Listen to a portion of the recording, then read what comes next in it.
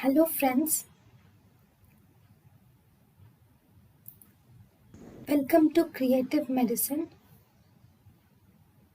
In this lecture, we will learn about Hypochromasia.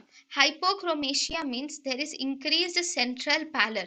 So if this is the cell and the central pallor is increased, then it is hypochromasia. So this is increased central pallor is seen in hypochromasia. Increased central pallor is seen in iron deficiency. Whenever there is decreased hemoglobin production, deficiency in hemoglobin production due to iron deficiency can result in hypochromasia. Spherocytosis. In spherocytosis, the RBC are spherical in shape.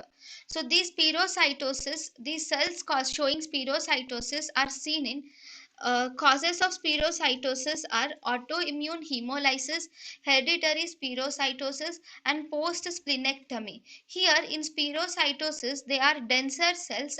They are denser cells but have no central pallor.